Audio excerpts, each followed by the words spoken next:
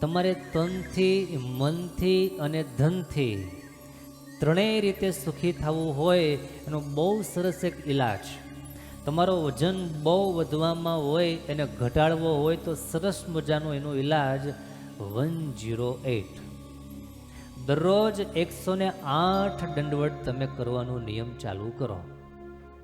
એક સાથે નહીં કરવાના, 21 કરો, પછી 25 કરો, 30 કરો, 5 પ્લસ કરતા જાઓ. 108 દંડવત તમે ડેઈલી ઘરે કરો તો પણ ચાલે, મંદિરે કરો તો વેલ એન્ડ ગુડ. પણ આવું નિયમ રાખો, શરીર પાછું પડી જાય, તમારું વજન ઘટી જાય, ફાઇન બહાર નીકળી જાય, ઓછી થઈ જાય. ઘણા બધા ફાયદાઓ છે દંડવત કરવાના. 108 દંડવત જે કરે એ ક્યારેય લગભગ બીમાર પડે નહીં, કારણ કે બધી જ કસરત, બધી જ એક્સરસાઇઝ એમાં આવી જાય છે. એક ટ્રાય તો કરજો. 51 દંડવત કરો ત્યાં પરસેવે તમે નીતરી જાઓ.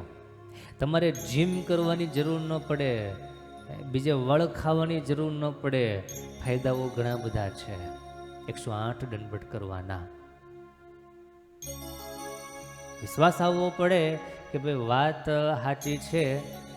શરીર સારું હોય તો કરી લેવા, પછી હાથ પગ દુખવા માંડ્યા હોય, એકી બેકી રમવા માંડ્યા હોય તો પછી બહુ મહેનત ન કરવી ને અરવિંદભાઈ. પછી મહેનત બહુ ન કરાય. થોડાક હાથ પગ સારા હોય અને હેલ્ધી જો રહેવું હોય, એટલે આ વાત ખાસ મારે યુવકોને કરવી છે. 15 વર્ષથી માંડી અને 45-50 વર્ષના જે યુવાનો છે એ બધાને મારે આ વાત ખાસ કહેવી. અને ખાસ યાદ કરું, આજે આપણા સૌરાષ્ટ્ર સંપ્રદાયના બહુ સારા એક સંત છે, બાપુ સ્વામી ધર્મપ્રિયદાસજી સ્વામી. સ્વામી વડતાલમાં કોઠારી પદે ઘણા વર્ષ રહી અને સેવા કરી. કોઠારી મેન મુખ્ય કોઠારી હતા, પરંતુ દરરોજને માટે વડતાલ મંદિરમાં દેવની સમક્ષ સમય કાઢી અને બહુ મોટી સંખ્યામાં દંડવત કરતા. કે કદાચ યુવાન પણ દંડવત ન કરી શકે એટલા બધા દંડવત સ્વામી કરતા. મેં એવું સાંભળ્યું છે કે સ્વામી લગભગ દરરોજ 1000 જેટલા દંડવત કરતા. 1000 જેટલા. બોલો, શરીર બહુ સારું રહે, બહુ શરીર હેલ્ધી રહે, સ્વસ્થ રહે, અને હારે ભગવાનની ભક્તિ થાય એ પ્લસ પોઈન્ટ. માટે આમાં જરા પણ નુકસાનનું કોઈ કારણ છે નહીં, નુકસાનની કોઈ વાત નથી, માત્ર ફાયદો ફાયદો અને ફાયદો. ભગવાનની એટલી ભક્તિ થઈ જાય, એક દંડવત કરવા માત્રથી 10 અશ્વમેધ યજ્ઞનું ફળ મળે. તો દરરોજ 108 તમે દંડવત કરો તો કેટલાનું ફળ મળે? 1008. આમ તો 1080 થઈ જાય. 1080 દંડવતનું ફળ મળે.